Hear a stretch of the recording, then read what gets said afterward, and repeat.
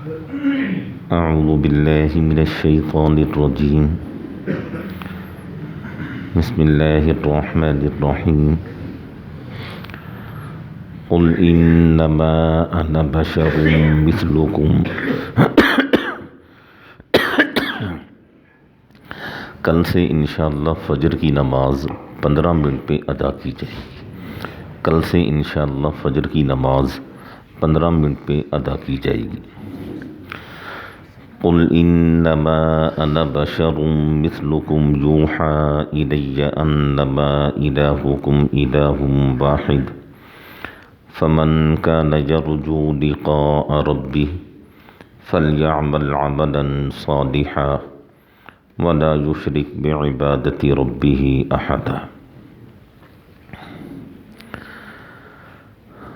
سورہ کہف کی یہ آخری آیت کریمہ ہے۔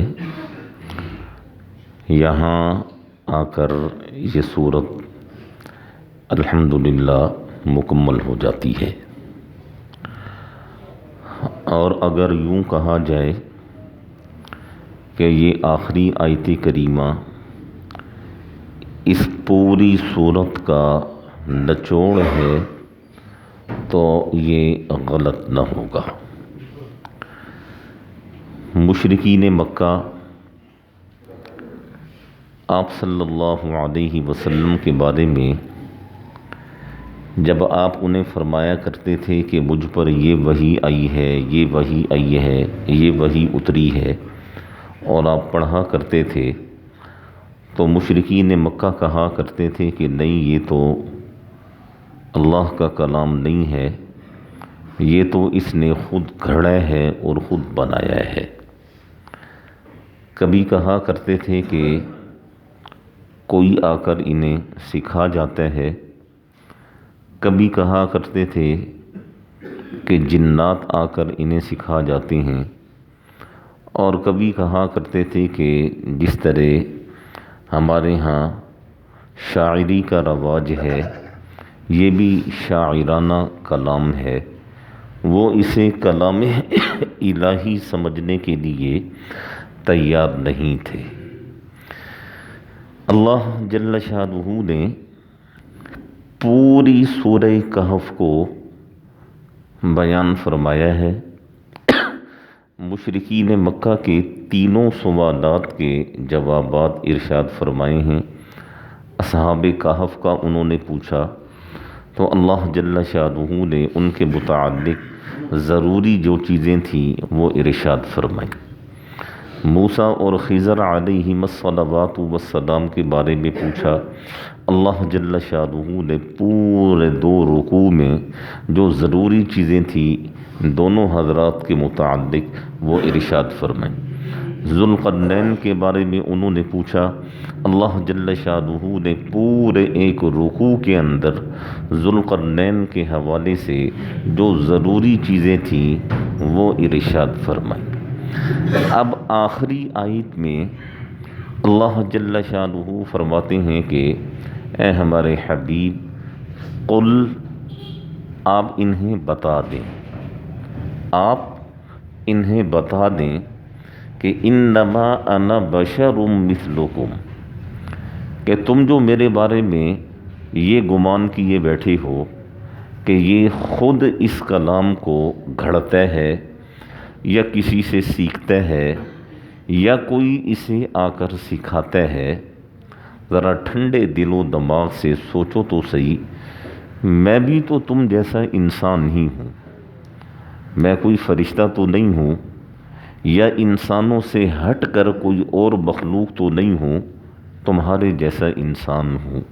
دیکھو، تمہیں بھی مکہ میں رہتے ہوئے ایک عرصہ بیت گیا، میرے آباء و اجداد کو تم جانتے ہو، میرے بڑوں کو تم جانتے ہو، میرے ماں باپ کو تم جانتے ہو، یہی میری پیدائش ہوئی، یہی میرا بچپنا گزرا، یہی میرا لڑکپن گزرا، یہی میں پلا بڑھا، تمہارے سامنے میں جوان ہوا، میں تو کبھی مکہ سے باہر نکلا نہیں ہوں، کہیں گیا نہیں ہوں، اور مکہ میں تمہارے سامنے ہی میں رہا ہوں، نہ کسی نے مجھے پڑھایا ہے نہ میں نے کسی سے پڑھا ہے، میں تمہارے جیسا انسان ہی ہوں۔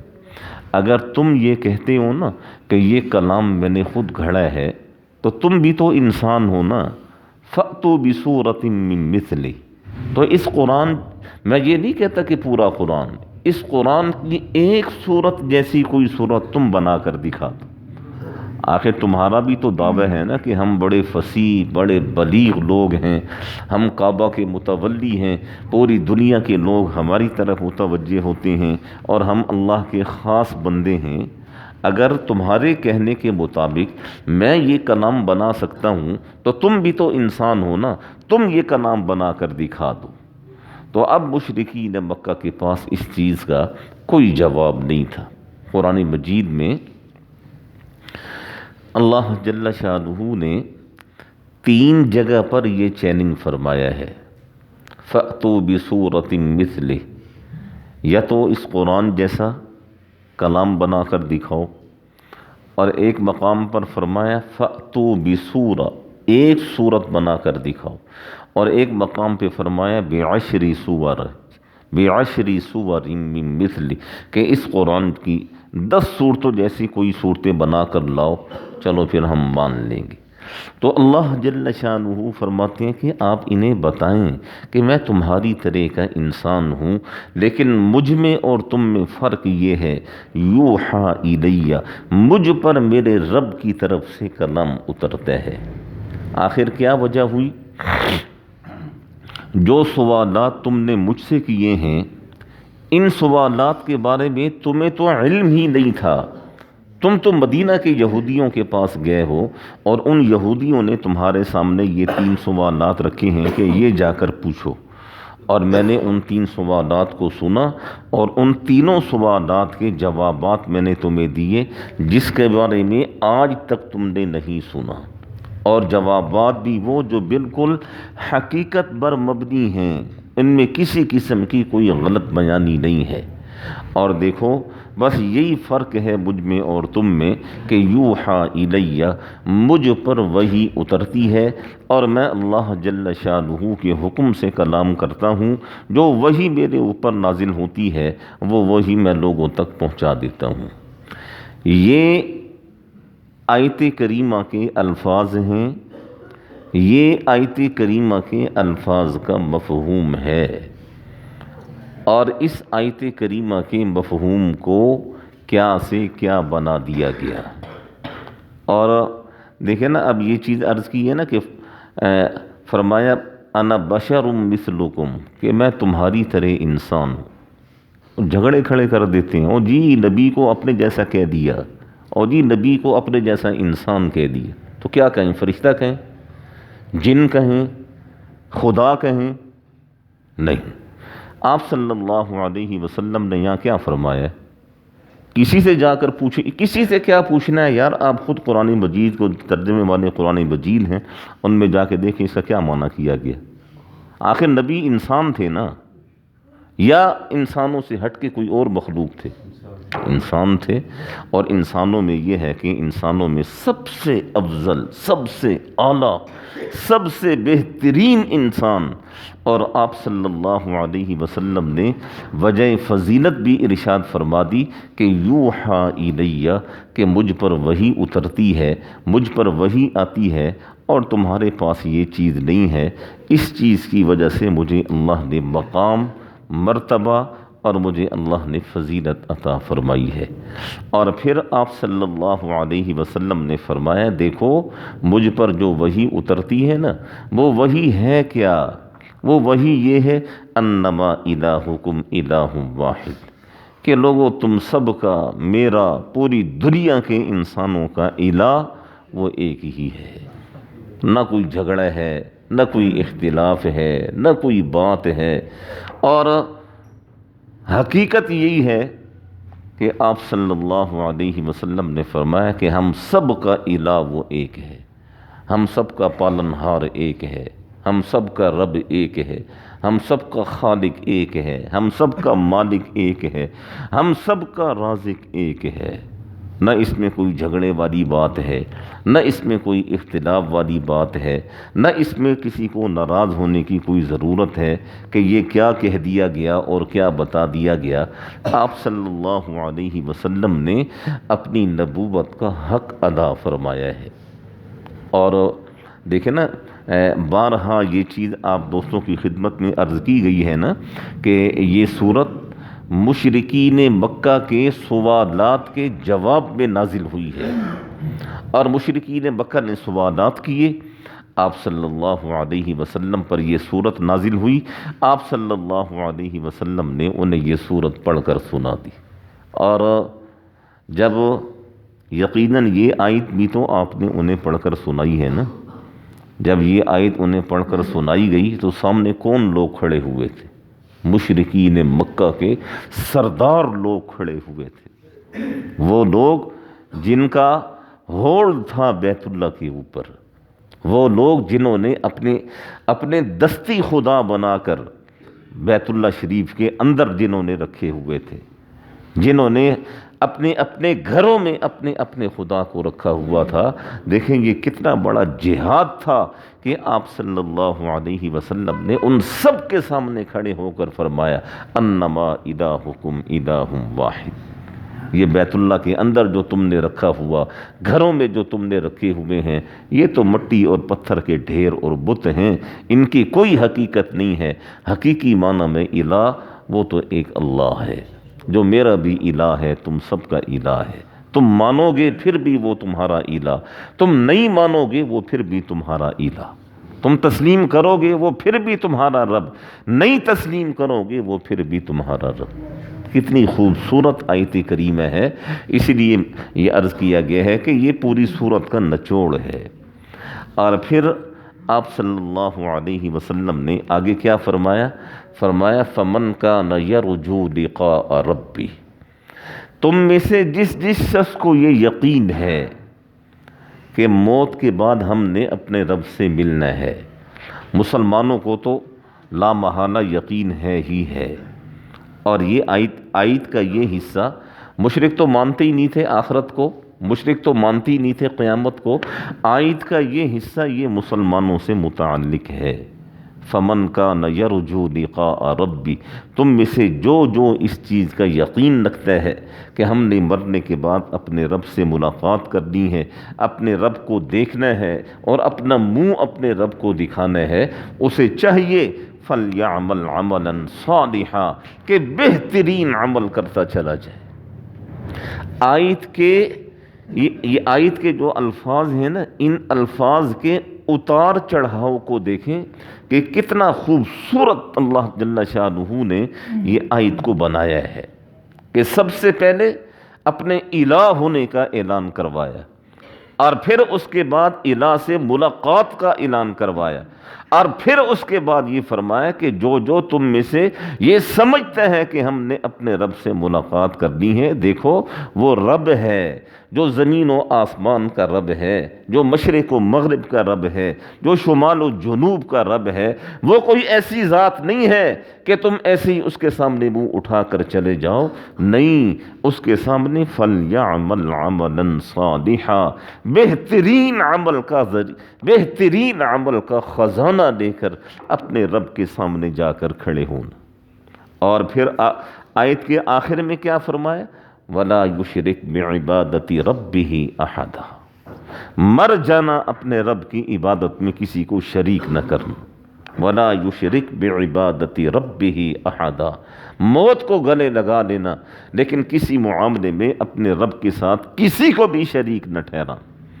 ایک صحابی رضی اللہ عنہ وہ آئے آپ صلی اللہ علیہ وسلم کے پاس، اور انہوں نے آپ صلی اللہ علیہ وسلم کی خدمت میں عرض کیا کہ اللہ کے رسول، میں اللہ کی رضا کے لیے عمل کرتا ہوں، میں اللہ کی رضا کے لیے عمل کرتا ہوں، اور کبھی کبھی میرے ذہن میں آ جاتا ہے کہ لوگ میرے اس عمل کو دیکھیں گے تو میری تعریف کریں گے، یہ خود پسندی میرے اندر آ جاتی ہے، تو کیا میرا یہ عمل مقبول ہوگا؟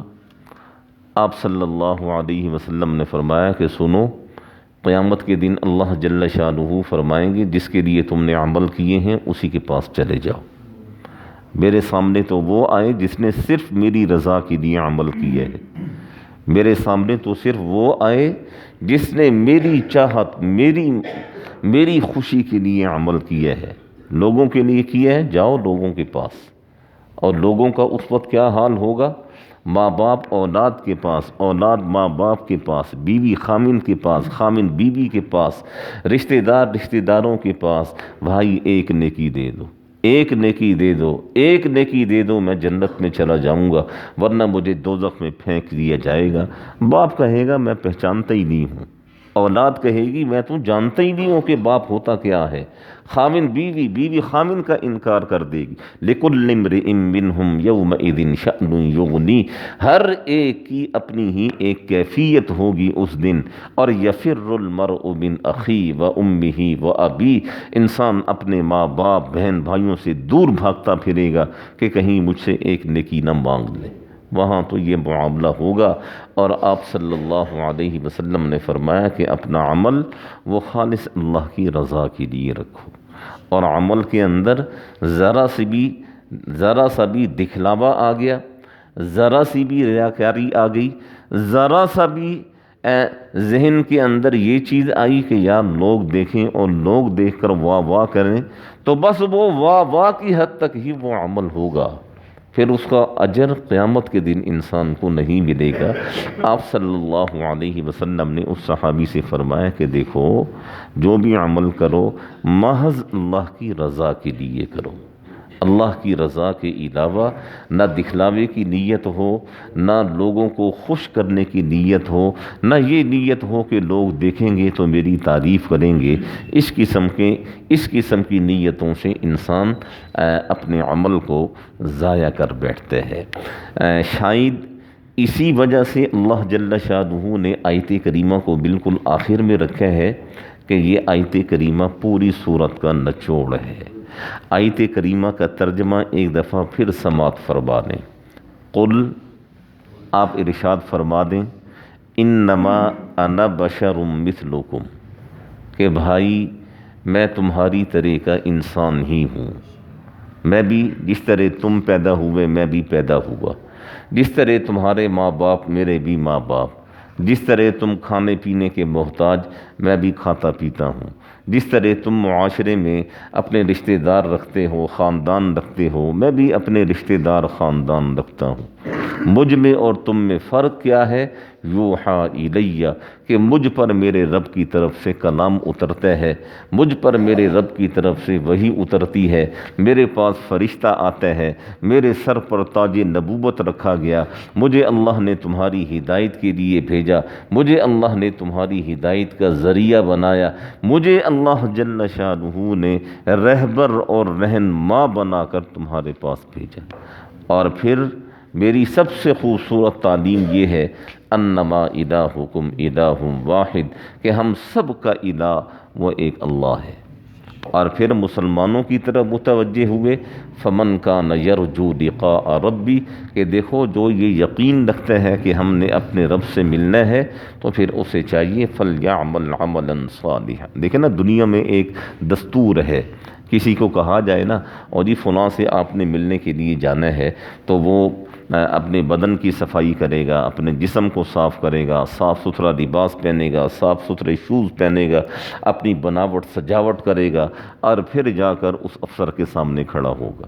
تو یہاں بھی آپ صلی اللہ علیہ وسلم آگاہ فرما رہے ہیں کہ تم نے اپنے رب کے سامنے کھڑا ہونا ہے، تو اپنے رب کے سامنے کھڑا ہونے کے لیے فَلْيَعْمَلْ عَمَلًا صَالِحًا، بہترین عمل تمہارے پاس ہونے چاہیے۔ اور وَلَا يُشْرِكْ بِعِبَادَةِ رَبِّهِ أَحَدًا، دیکھنا وہ رب بڑا غیور ہے، اپنی عبادت میں یا کسی بھی معاملے میں اس رب کے ساتھ کسی کو شریک نہ ٹھہرانا۔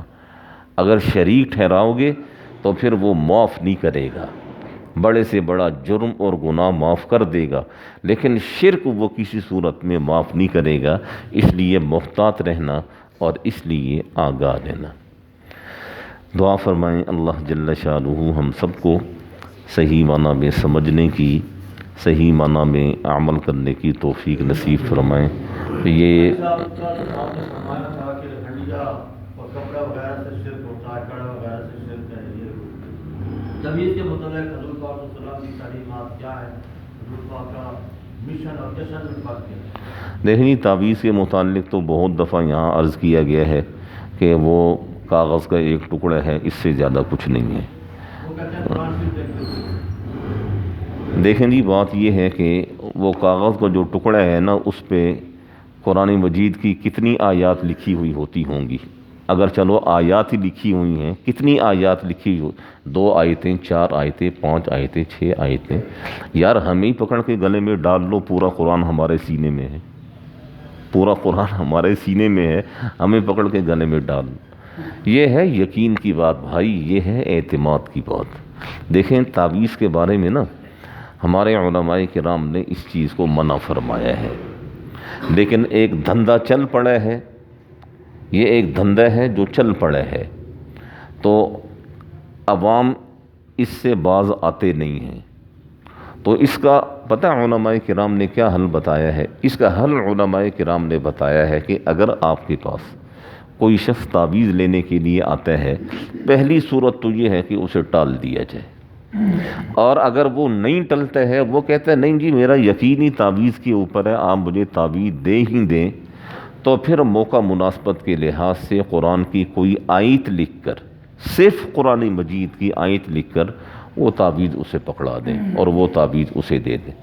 اور اس کی وجہ کیا ہے؟ وجہ یہ ہے کہ اگر آپ قرآن کی آیت لکھ کر نہیں دیں گے، وہ جاہلوں کے پاس جائے گا، اور وہ جاہل جو ہے نا پتہ نہیں کیا اول فول لکھتے ہیں، کوئی خون سے لکھتا ہے، کوئی، حالانکہ خون ایک ناپاک اور نجس چیز ہے، اور اس سے تعویذ لکھنے والے تعویذ لکھتے ہیں۔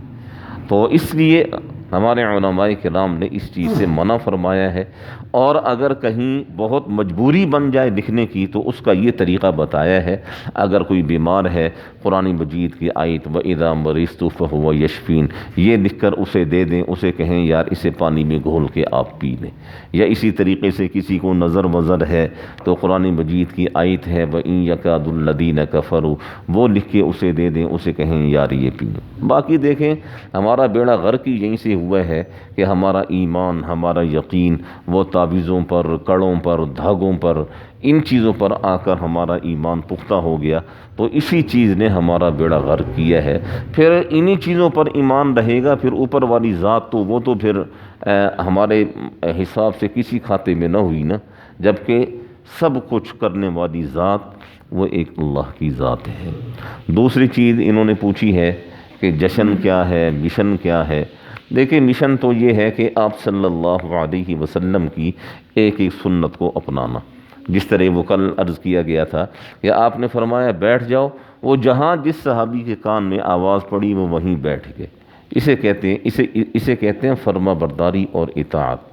اور جشن پوری دنیا میں تو نہیں، بس یہ ہمارے بر صغیر میں ہے، پاک و ہند میں ہے کہ ربیع الاول کے مہینے میں گلیاں سجا دی جائیں، بازار سجا دیے جائیں، جلوس نکال دیے جائیں۔ دیکھیں ہمیں اس پر اعتراض نہیں ہے، لیکن ہم یہ کہتے ہیں کہ اس سے بڑھ کر جو زیادہ ضروری ہے وہ یہ ہے کہ آپ صلی اللہ علیہ وسلم کی تعلیمات کو اپنایا جائے، آپ صلی اللہ علیہ وسلم کی سیرت پر عمل کیا جائے۔ دیکھیں نا وہ ایک واقعہ عرض کیا گیا تھا غزوہ احد میں نا، ایک وقت ایسا آیا کہ مسلمان پریشانی کا شکار ہو گئے، اور آپ صلی اللہ علیہ وسلم مشرکین کے گھیرے میں آ گئے، اور صحابہ کرام کی شہادتیں بھی ہوئیں۔ 70 کے قریب صحابہ کرام شہید ہوئے، جن میں آپ صلی اللہ علیہ وسلم کے چچا حضرت حمزہ رضی اللہ عنہ کی شہادت بھی ہے۔ تو ایک موقع ایسا آیا کہ بالکل مشرکین کے آمنے سامنے آپ صلی اللہ علیہ وسلم آ گئے، اور مشرکین تیر برسانا ہی چاہتے تھے آپ صلی اللہ علیہ وسلم پر، کہ آپ صلی اللہ علیہ وسلم نے فرمایا کہ کون ہے جو ہماری ان سے حفاظت کرے گی؟ تو ایک صحابی رضی اللہ عنہ وہ کھڑے ہوئے، انہوں نے کہا اللہ کے رسول میں آپ کی حفاظت کروں گا۔ آپ نے فرمایا جانتے بھی ہو یہ موت ہے، جانتے بھی ہو یہ موت ہے میرے سامنے کھڑے ہونا، وہ تیروں کی بارش کریں گے تمہارا جسم چھلنی ہو جائے گا۔ اس صحابی نے عرض کیا اللہ کے رسول میں اس چیز کے لیے تیار ہوں۔ اور وہ سامنے آ کر کھڑے ہو گئے، اور مشرکین مکہ نے جب تیر برسائے نا تو ان کے وجود کو چھلنی کر کے رکھ دیا، ان کے وجود کو چھلنی کر کے رکھ دیا، اور جب ان کے جسم سے جان نکلی، ظاہر ہے پھر اتنی دیر میں مسلمانوں نے بھی تیر اندازی کی تو وہ مشرک پیچھے ہٹے۔ بہرحال جو صحابی سامنے آئے حضرت ابو طلحہ رضی اللہ عنہ، ان کا وجود چھلنی ہو اور وہ گرے آپ صلی اللہ علیہ وسلم کے قدموں پر، اور آپ صلی اللہ علیہ وسلم نے جھک کر ان کا سر اٹھایا اور اسے اپنی گود میں رکھا۔ اور جب وہ صحابی گرے نا، دیکھیں یہ کتنی بڑی قربانی ہے کہ اپنے وجود کو چھلنی کروا دیا، کس کے لیے؟ آپ صلی اللہ علیہ وسلم کے لیے۔ اور جب وہ گرے نا اور آپ صلی اللہ علیہ وسلم نے ان کا سر مبارک جب اپنی گود میں رکھا نا تو انہوں نے ایک ہی بات آپ صلی اللہ علیہ وسلم سے کہی کہ اللہ کے رسول، کیا میں نے آپ کا حق ادا کر دیا ہے؟ وہ تو مرتے مرتے بھی انہوں نے از خود یہ دعویٰ نہیں کیا کہ ہم نے حق ادا کر دیا ہے، انہوں نے آپ صلی اللہ علیہ وسلم سے سوالیہ انداز سے پوچھا کہ اللہ کے رسول، کیا میں نے آپ کا حق ادا کر دیا ہے؟ ایسا تو نہیں ہوگا کہ میں یہیں مر جاؤں اور شہید ہو جاؤں اور پھر قیامت کے دن میرا گریبان پکڑ لیا جائے اور مجھ سے کہا جائے کہ تم نے حق ادا نہ کیا؟ کیا میں نے آپ کا حق ادا کر دیا؟ تو آپ صلی اللہ علیہ وسلم نے پتہ کیا بہت کم روایات میں اور احادیث میں یہ آپ کو ملے گا کہ آپ صلی اللہ علیہ وسلم نے کسی کو فرمایا ہو فدا ہو ابی و امی، میرے ماں باپ تم پر قربان ہو۔ صحابہ تو کہتے ہی کہتے تھے، آپ صلی اللہ علیہ وسلم بھی یہ چیز فرمایا کرتے تھے، فدا ہو ابی و امی، میرے ماں باپ تم پر قربان ہو۔ تم حق کی بات کرتے ہو، تم تو حق سے بھی بہت آگے نکل گئے۔ اور جب ان کی شہادت ہوئی تو آپ صلی اللہ علیہ وسلم نے فرمایا اوجبت الجنہ لطلحہ، اللہ نے طلحہ کے لیے جنت کو واجب کر دیا ہے۔ تو بھائی مشن تو پھر یہ ہے، مشن میں تو یہ آتا ہے، اور اصل جو ہے نا وہ آپ صلی اللہ علیہ وسلم کی اطاعت ہے، آپ صلی اللہ علیہ وسلم کی فرما برداری ہے، آپ صلی اللہ علیہ وسلم کی ایک ہی سنت کو اپنانا ہے۔ باقی ڈھول تماشے خوشیاں اور گلیاں سجا دینا، بازار سجا دینا، یہ 2-4 دن کا جوش ہوتا ہے اور اس کے بعد پھر یہ سلسلہ ختم۔ پھر وہی چیزیں جو ہے وہ گلیوں میں جو ہے اور نالیوں میں اور گٹروں میں سے وہ چیزیں نکل رہی ہوتی ہیں۔ یاد رکھیں سمجھداری کا مظاہرہ کرنا چاہیے۔ اب 14 اگست آتے ہیں نا، 14 اگست کو پورے پاکستان میں وہ جھنڈے پاکستان کے پرچم وہ لگا دیے جاتے ہیں۔ 14 اگست کے بعد 15-16 اگست جب آتا ہے وہی جھنڈیاں وہ پیروں میں رول رہی ہوتی ہیں، وہی جھنڈے جو ہے وہ اپنا کوئی کہاں گرا پڑا ہے، کوئی کہاں گرا پڑا ہے۔ تو یہ ساری چیزیں سمجھداری سے تعلق رکھتی ہیں، سمجھداری کا ثبوت دیا جائے، سمجھداری کا مظاہرہ کیا جائے۔ دعا فرمائیں اللہ جل شانہ ہم سب کو صحیح معنی میں سمجھنے کی، صحیح معنی میں عمل کرنے کی توفیق نصیب فرمائیں۔ بسم اللہ